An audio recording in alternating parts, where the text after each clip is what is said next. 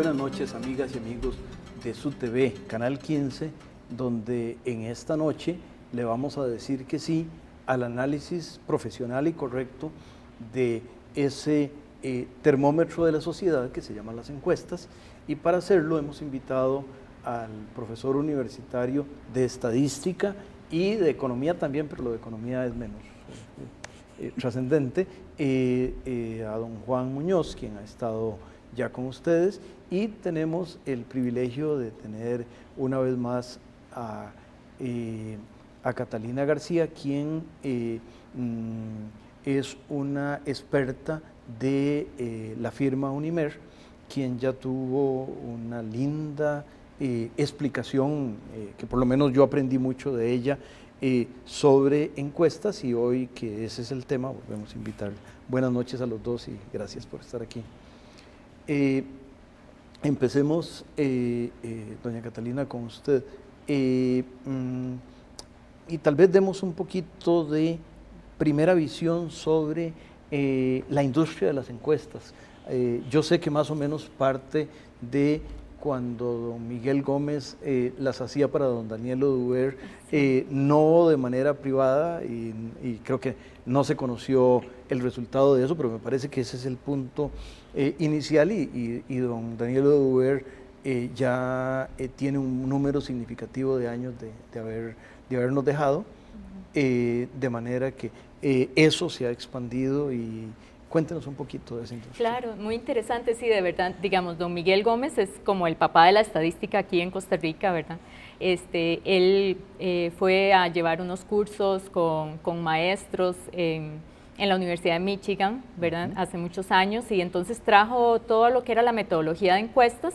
Aquí comienza, digamos, con la Oficina de Información de la Casa Presidencial, comienza a generar indicadores, a hacer encuestas telefónicas, a llevar los cursos de encuestas en la Escuela de Estadística, y pues a ir transmitiendo toda la necesidad de ser riguroso, digamos, en el procedimiento de la elaboración de encuestas.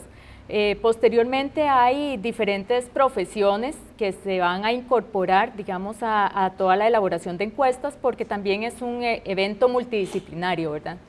No solamente está la parte del diseño de la muestra o la selección de las personas, sino también la elaboración de los cuestionarios, que siempre es importante que participen diferentes tipos de personas. Que me parece útil subrayar. Uno pensaría, y la gente de la calle pensaríamos, que este es un tema nada más de los profesionales de su campo y del campo de don Juan, que es de estadística, pero usted ha hecho un primer señalamiento importante.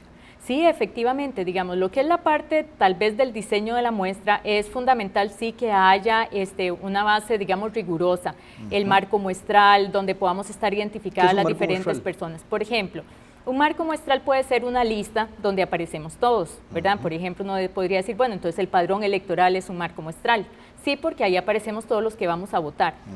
Ahora, no es la forma ideal de seleccionar una muestra, por supuesto, porque ahí aparecería, por ejemplo, el nombre suyo y su número de cédula, y tenemos que irlo a buscar en algún lugar que no está definido.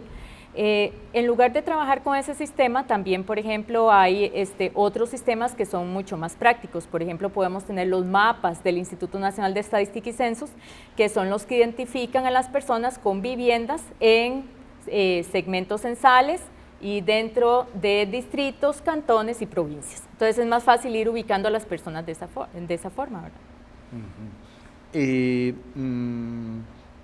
Don Juan, usted estuvo en el INEC, el Instituto Nacional de Estadística y Censos, que además de los censos nacionales, y el último fue el del año 2000, también hace estadísticas, y una de las cosas que quiero rescatar en usted es, usted como profesor de estadística, o los profesores de estadística, ¿qué cosas esperarían que hagan o no, que hagan y que no hagan sus estudiantes de hoy, profesionales de mañana, o estudiantes de ayer, profesionales de hoy, con el uso de las estadísticas? O sea, de alguna manera, la mala nota que le pondrían a alguien porque hizo algo, o las buenas notas de las buenas prácticas. Bueno, con el uso de las estadísticas entendidas como recopilación de datos que nos muestran una situación en particular, uno siempre debería tener presente varios puntos importantes para poder darle validez al dato que uno está observando. sea en sociología, sea en economía o sea en cualquier otro tipo de área de investigación, los datos tiene uno que referirlos primero que todo al método con el que fue recopilado, cuáles fueron los filtros o los cambios que sufrieron esos datos una vez que uno los ha recopilado. Hay que darles el contexto debido en el momento debido ante la pregunta que se hizo sobre el dato, ¿verdad? Entonces, si uno quisiera preguntar cuestiones electorales, pues uno sabe que esa fotografía es muy volátil en el tiempo, ¿verdad? Si uno quiere hacer un control de calidad vía muestreo en una industria, no es tan volátil realmente, pero uno tiene que tener muy claro que también hay limitaciones. Si uno necesita una encuesta de ingresos y gastos como la que acabamos de vivir, el diseño es muy complejo, se lleva un año, al igual que el diseño de las encuestas de hogares, empleo y desempleo. Entonces, cuando uno ve un dato muestral, uno lo primero que tiene que preguntarse es cómo se originó, qué buscó, cómo se recopiló y si tuvo una transformación adicional para poderle dar una interpretación debida en función del tiempo, del plazo y en función de lo que se preguntó básicamente. No es tomar el dato en bruto, hay que analizarlo y más que todo comprender qué se buscó con ese dato muestreado. En este tema, doña Catalina, de lo que decía don Juan, de interpretar el dato, tal vez el evento más cercano que tenemos son las elecciones de hace año y un poquito más, una de las críticas que se hace, don Carlos Paniagua de su misma empresa en la prensa reciente ha comentado ese tema, pero me parece útil escucharla a usted. Sí, bueno, efectivamente, por ejemplo, cuando nos enfrentamos a las elecciones nacionales de presidente, ¿verdad? Hay una serie de elementos que hay que ir considerando a la hora que uno está midiendo la posición de una determinada persona. Por ejemplo, queremos saber, bueno, qué tan informada está esta persona, cuál es su actitud, ¿verdad? Frente a las elecciones. ¿Es algo que lo emociona o es algo que lo aburre? ¿Ya le genera apatía o está enojado con el sector político? Entonces eso puede generar diferentes comportamientos. Al igual, digamos, que si uno estuviera hablando en el sector de comercial y de mercadeo, ¿verdad? Una vez que uno tiene clara, digamos, ese contexto... Que por cierto, ustedes también, y hagamos una especie de cuasi comercial, ustedes también, además de las encuestas que la prensa publica, obviamente hacen encuestas de otro tipo y estudios estadísticos de otro tipo que incluye encuestas comerciales, cerrado el comercial. Efectivamente. Entonces, digamos, nosotros vamos entonces ahora, una vez que la persona nos dice, bueno, ¿cómo se siente respecto al ambiente electoral? Bueno, entonces vamos también a indagar si ya está decidido a participar, por ejemplo. ¿Verdad? Porque en primera instancia es la primera decisión que vamos a tomar ahora. Ya no es tan claro como hace muchos años cuando las personas tenían por definido que participaban en las elecciones. Ahora es una primera decisión que tienen que tomar. O sea, ¿voy a participar o no voy a participar? Y eso es de la misma forma, a la hora que hacemos la encuesta, tenemos que también ir llevando ese proceso. Bueno, ¿esta persona está decidida a participar o no está decidida? Y las personas ahí nos pueden decir, bueno, sí, ya decidí ir a votar, o la verdad seguro no voy a ir a votar, o tal vez me dice, bueno, todavía tengo dudas. Entonces, de nuevo, hay que indagar, ok, esa decisión de no ir a votar es irrevocable, y la persona me podría decir, bueno, podría cambiar, entonces ya la ubico en otra posición, ¿verdad? O la persona me dice, yo tengo dudas. ¿Dudas de qué? ¿De votar por X o Y candidato o de ir a votar? Entonces, de nuevo, vamos a hacer una reclasificación de las personas. Y entonces nos vamos clasificando automáticamente en si somos muy seguros como votantes, muy seguros como abstencionistas, o si más bien estamos en esa área intermedia, ¿verdad? De la posibilidad más hacia el abstencionismo o hacia el voto, etcétera. Entonces, digamos, esta es la primera parte que es muy importante indagar. Y la vez pasada en las elecciones se determinó que justamente, digamos, dentro de las personas que sí estaban decididas a participar, había una fuerte posición en favor de un candidato. Pero en el grupo ese que estaba indeciso había un comportamiento diferente que fue evolucionando a través del tiempo. Y es muy interesante entonces ir evaluando justamente ese comportamiento de los indecisos. Y creo que el artículo de don Carlos planteaba, y lo publicaron en un diario semanal que tiene un precio mayor que el precio de los diarios cotidianos, de manera que tal vez es útil rescatar, y voy a hacer un poquito de eso, rescatar que él explica frente a la implícita observación de que la encuesta había fallado, él rescata el punto y más bien dice que ustedes indicaron algo que luego la historia validó. Exactamente, digamos. Digamos, ¿a qué nos referimos ahí? La posición, como le decía antes, venía, digamos, favoreciendo una diferencia importante entre dos candidatos. A principios de enero se comienza a dar un cambio en la evolución, y es que cambia incluso la dinámica de los partidos, la comunicación que hacen ellos durante ese periodo cambia totalmente, e incluso la orientación, hacia quién están hablando. ¿Verdad? Y si podemos recordar, había campañas bastante novedosas en eso a las que no estábamos acostumbrados. Ya para la encuesta que se hace justo al final de enero y que se va a publicar el 1, ¿verdad? de febrero, entonces en esa encuesta ya nos vamos a dar cuenta de que se ha reducido la distancia entre los candidatos, que es más, el candidato, digamos, en este caso el presidente Arias, que iba en primera posición, ya ha perdido 7 puntos, ¿verdad? Y además Solís sigue apoyado y sobre todo con una tendencia muy fuerte de los indecisos, ¿verdad? Incluso si uno diseñaba el gráfico de la evolución, ¿verdad? de las posiciones, y lo hacía milimétricamente, así viendo la evolución por días, prácticamente veíamos en el gráfico cómo las líneas iban a tener un encuentro estimado en los siguientes días, si seguía ese patrón de comportamiento, ¿verdad? De manera que entonces podríamos un poco concluir de que lo que don Juan dijo hace un rato, de que la lectura es en el momento particular, y que si uno quería hacer algún tipo de inferencia, o sea, algún tipo de predicción, tenía que hacerlo con enorme cuidado, y que hay la secuencia de las distintas encuestas. Claro. Esto va un poco porque, no sé si otras, pero la más reciente de las encuestas que ustedes han hecho sobre el tema del referendo, la hicieron con visitas domiciliarias y no por teléfono. Me parece que ese es un tema que es útil ahondar. Sí.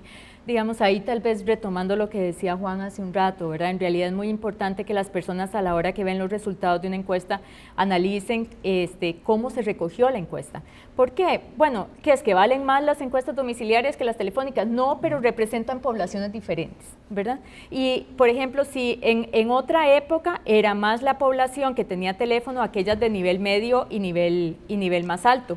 Con esa observación vamos a pedirle al canal que le dé a las amigas y amigos un mensaje que tiene para ellos.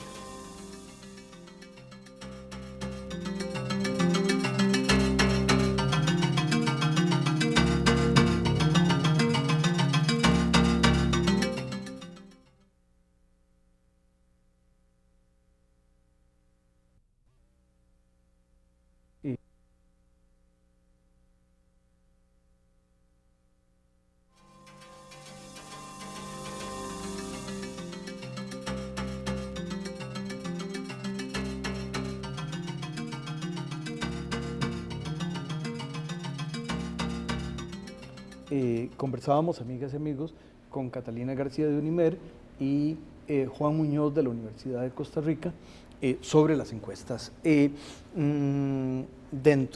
espero que no sea una pregunta de respuesta condicionada, pero me imagino que ustedes en Unimer tienen previsto que antes del 7 de octubre habrá, me imagino que por lo menos una encuesta más. Sí, muy probablemente, porque en realidad, digamos, en la medida en que nos vayamos acercando, ¿verdad? En esas fotografías, pues es más fácil, digamos, dar seguimiento y lograr mejores resultados, ¿verdad? En la aproximación. Y un poco por eso de que nos vamos quedando como con ciertos números en la mente, ¿verdad? Y en la medida en que podamos medir lo más cerca posible del momento, pues esa fotografía va a ser más precisa, ¿verdad? Más exacta. Don Juan, de nuevo un poco yo no sé si de abogado del diablo o abogado de San Miguel Arcángel o qué, pero ¿qué observaciones harías a este proceso de Unimer y las encuestas? Bueno, retomando un poco el hilo de la conversación inicial, nosotros deberíamos tener claro que la encuesta es un instrumento de medición en un momento dado. Ese instrumento de medición puede estar sujeto a errores, riesgos, incluso involuntarios por el que diseña la encuesta, y en ese sentido, pues si bien nosotros tenemos criterios de niveles de confianza para tomar bien la encuesta, tenemos también niveles de error aceptable, pero aún así hay situaciones, especialmente cuando uno trabaja con poblaciones humanas. Explica por favor esto de error aceptable, porque recordemos que algunas de las amigas y amigos que nos están acompañando no son técnicos en estas cosas, y entonces cuando oyen la palabra error podrían pararse. A mí no se me puede parar el pelo, pero alguno de las amigas y amigos que nos... Bueno, es que el tema es que al muestrear poblaciones, en este caso humanas, como la estamos refiriendo, uno siempre va a dejar de lado personas que eventualmente van a tener respuestas diferentes a las que están dentro de la encuesta.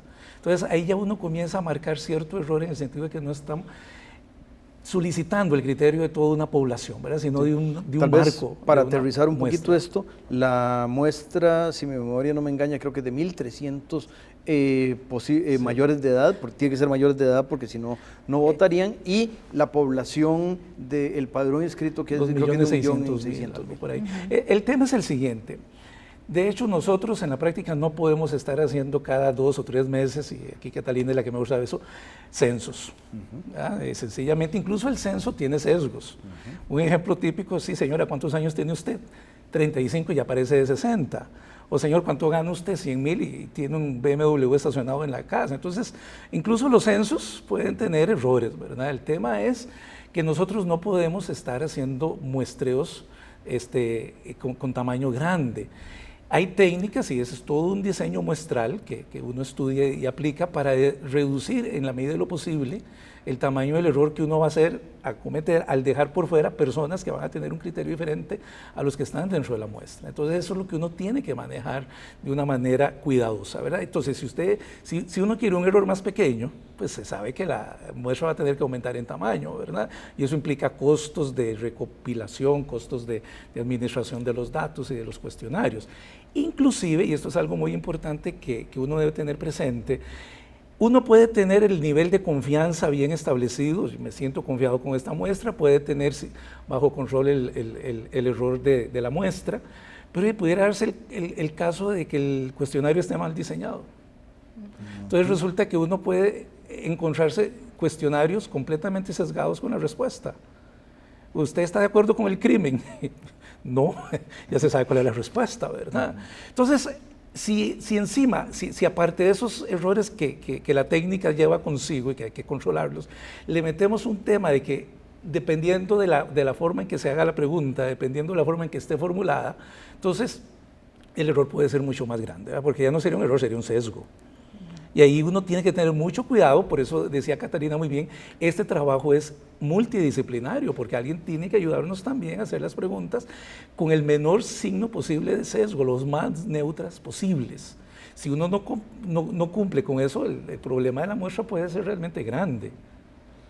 Doña Catalina, un poquito como continuación de ese tema, me parece que lo siguiente es, si las encuestas son un termómetro, ¿cómo es que hay distintas respuestas? Es decir, si yo me pongo el termómetro y me sale 37 y me lo vuelvo a poner y me sale 42, algo raro ocurrió porque está difícil que tenga 2 temperaturas a la vez. Claro, claro. Efectivamente, entonces ahí entramos con la parte de los métodos, ¿verdad? Entonces, por ejemplo, como usted decía antes, nuestra encuesta es domiciliaria, es decir, ubicamos a las personas en las viviendas, tocamos la puerta, buscamos una persona, le hacemos la encuesta, ¿verdad? La persona le está contestando a un encuestador, cara a cara. Y eso va a tener, ¿verdad? Una serie de interacciones entre esas 2 personas. Incluso hay que dar un entrenamiento adecuado a los encuestadores para que no vayan a sentir o decir no cuando la persona da alguna observación, ¿verdad? De tal manera que todo ese proceso de recolección de los datos sea controlado. Pero otros podemos encontrarnos que dice, bueno, esta encuesta fue hecha telefónicamente, ¿verdad? Entonces, bueno, ahí ya sabemos que esa encuesta tiene que ser más corta porque no todas las personas van a aguantar media hora en el teléfono contestando una encuesta. Las preguntas tienen que ser más sencillas.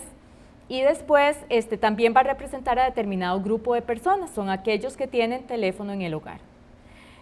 Por otro lado, otros podrían decir, bueno, esta encuesta sobre el referéndum se hizo con una cajita, le dimos a usted una boleta y usted marcó sí o no y la echó en la cajita, ¿verdad? Entonces, vemos que son diferentes métodos y por lo tanto van a ser diferentes resultados. Incluso, perdón, uno puede, dentro de los métodos, usualmente el tema es aplico aleatoriedad en personas, en segmentos, en viviendas. Incluso puede haber un método muy interesante que se llama muestreo por cuota, que es algo así, usted me llena una cuota de 10 señores mayores de 40 años y uno los va escogiendo allá como van pasando por la esquina. Pero ¿qué pasaría, por ejemplo, si usted hace una encuesta electoral por preferencias electorales y resulta que su encuestador tiene cierta predilección por alguien y le da por muestrear a los que van con verde y blanco, con rojo y amarillo, y no muestrea al resto? Entonces, aquí uno lo que tiene que saber hacer es entrenar a la gente de tal forma que no induzca la respuesta, ni que la busque. Ese es un tema muy cuidadoso que ya Catalina, como diseñadora de muestra, no puede controlar en el campo, al menos que esté detrás de cada uno de los muchachos que van a hacer el trabajo. Entonces, esas cosas son las que uno en la práctica tiene que saber cómo manejarlas y en buena medida son las que le van a dar forma al resultado. Pasando al resultado, doña Catalina, tal vez la primera pregunta es, ¿va a haber suficiente votación como para que la Asamblea Legislativa deba cumplir lo que se diga ese 7 de octubre, que entiendo que es 40%? Exactamente. Bueno, digamos, de acuerdo por lo menos al momento de la encuesta de julio, ¿verdad? la que publicamos a principios de agosto, en esa encuesta el 58% de las personas nos dijeron que estaban decididos a participar. De ellos, a la hora de preguntarles si ya había tomado una decisión, ahí se me decanta un poquito, ¿verdad? Entonces me queda, digamos que un 53% que sí está claro de que va a ir a votar y que ya tiene más o menos una posición frente al TLC. Entonces, si ese 53% fuera a votar, pues ahí tenemos, digamos, un margen de error de 2.7 en esa muestra, es decir, 53 más menos 3, o sea, entre 50 y 56% de las personas estarían participando, con lo cual ya digamos que el referéndum sería vinculante, ¿verdad? Ahora, hay otros elementos que van a influir, ¿verdad? Y es parte también de lo que hay que indagar, digamos, como parte del cuestionario. Bueno, esta persona ha votado en las elecciones presidenciales anteriores, porque cuando hay elecciones presidenciales puede haber un poco más de pasión porque hay una persona, ¿verdad? Y esa persona me genera empatía o me genera apatía. Entonces ahí hay más emoción y además puede haber hasta una historia, ¿verdad? Familiar de voto. Entonces, si ahí aún así hemos tenido 30 y 35% de abstencionismo, ¿verdad? Podemos llegar al otro extremo, digamos, en alcaldes, que tuvimos alrededor del 76% de abstencionismo, ¿verdad? Entonces, bueno, ahora tenemos un tratado, ¿verdad? Un documento por el que se va a votar. Entonces, bueno, okay, ¿qué va a generar esto, verdad? Entonces, digamos, ahí va a haber comportamientos, va a haber movimientos que pueden cambiar las posiciones de las personas de aquí al 7 de octubre, ¿verdad? Entonces, eso también, digamos, hay que irlo monitoreando, a ver si este porcentaje sube, baja, en qué dirección se va a ir. Incluso aquí hay que tener presente algo, probablemente las empresas de encuestas van a seguir monitoreando la intención de voto hasta el mismo 6 de octubre, supongo, pero ya no van a poder publicarlas tampoco, ni van a tener tiempo. Pero ¿qué sucede si después, una vez que entremos en la tregua, que creo que son 3 o 4 días antes, y resulta que alguien del sí o del no llegue y se prende fuego en algún parque y se inmola por la patria? Eso puede cambiar la intención de voto y ya no es medible. Y esperemos que no ocurra. Uno que sabe. Pero lo que quiero decir es, puede haber una circunstancia días antes de las elecciones o días antes de la votación que cambien un poco o dramáticamente lo que se venía observando y ahí ya no hay encuesta que valga. No, y de las cosas que igual no es predecible, pero sí se sabe que octubre es el mes que más llueve, y entonces ahí me parece que puede haber un tema que el Caribe nos puede traer alguna consecuencia, que además en este país tan angostito, los vientos del Caribe dan lluvia en el Pacífico. Y lo otro tal vez es que ya el tema del referendo yo siento que tiene un cierto agotamiento, y eventualmente el agotamiento le dice a uno, no, hombre, ya para qué más seguir en esto. Habría que ver cómo se podría captar en una encuesta el hecho cuando usted está cansado o no del tema y qué va a hacer al respecto, ¿va a ir a votar o no va a ir a votar? Entonces ya comienza uno a sacar una percepción de intención de voto con otros elementos diferentes a los que podría tener políticamente. Doña Catalina, otra pregunta, dentro de, ya en específico sobre resultados, dentro de, digamos, las tendencias, no habrá más que decir que el tiempo inflexible me ha dejado sin poder hacer la pregunta, pero les tengo que agradecer enormemente a ustedes, tener que decirle a las amigas y amigos que el programa se repite el próximo domingo a las 6 y que el próximo miércoles a las 9 de la noche tendremos un programa hecho con el mismo interés, esperamos, para ustedes. Quédense con Canal 15, donde hacemos para ustedes la mejor televisión. Muchísimas gracias y buenas noches.